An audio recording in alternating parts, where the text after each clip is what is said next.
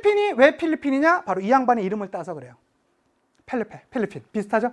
예. 그리고 사실 이 펠리페 2세는요, 그 엘리자베스 1세의 언니죠. 배다른 언니죠. 예, 그래서 메리랑도 결혼을 했던 인물이기도 한 인물이 바로 이 펠리페 2세가 되겠습니다.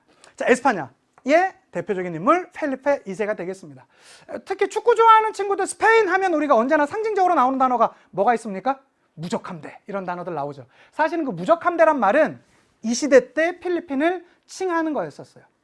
신항로 개척을 뚫고 이 대서양 무역의 아주 본격적인 모습을 보여줄 때 아닙니까? 그들은요, 최고의 함대를 가졌었고요. 그냥 흔히 말해서 적이 없었대요. 적이 없는 함대. 그러니까 뭐 거의 최고의 함대를 가졌던 것이 바로 이 에스파냐, 펠리페 2세 때의 무적 함대가 되겠습니다.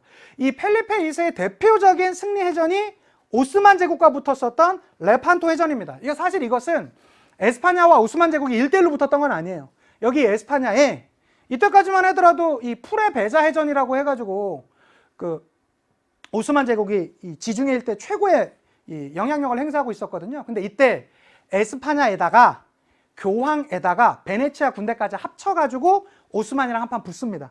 이게 1571년이에요. 그게 레판토 해전이라는 해전에서 승리를 하게 되면서 일약 에스파냐는 당대 최고의 국가가 됩니다.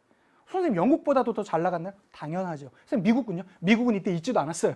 예, 그럴 정도로 아주 뭐 전 세계에서 가장 부유하면서 가장 강력한 나라였습니다. 뭐 한때 포르투갈도 병합하는 그런 모습을 보이죠. 그런데 이들이 문제가 있었어요. 왜 그랬냐면, 여기다 여러분 하나 써놓으시면 좋을 것 같은데, 그 위쪽에 하나 써놓으시면 좋을 것 같은데, 이들이 엄청난 양의 금과 은이라든가 여러 재화들을 아메리카로부터 거의 빼앗다시피 가져왔었잖아요. 그러면 그것을 바탕으로 국내 산업을 발전시켰어야 되는데 그걸 하지 않아요.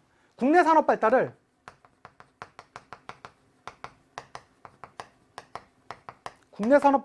저해됩니다. 그러니까 계속 뺏어올 수 있으면 괜찮은데 이게 지면서 그 뺏어오는 게 끝나게 되거든요. 오히려 그렇게 되면서 다른 문제가 이제 막 자국 산업이 이제 무너지게 되면서 오히려 그 이후 더 많이 몰락하는 모습을 보여줬던 게 바로 에스파냐입니다. 또 하나, 에스파냐의 또 하나의 문제점은 뭐가 있었냐면, 그 극단적인 가톨릭, 그러니까 구교죠. 을 강요해요.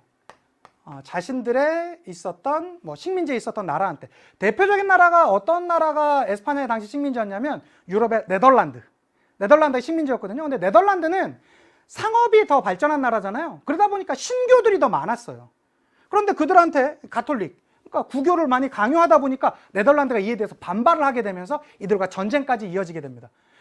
뭐 펠리페 2세 때는 아니지만 시간이 지나서 결과적으로는 에스파냐로부터 네덜란드는 독립합니다. 그 조약이 뭐라고 했었죠? 하나씩 맞춰가야죠. 그렇죠. 베스트팔렌 조약입니다. 그게 바로 결과적으로는, 그래서 시간이 좀 지났다는 걸 의미합니다.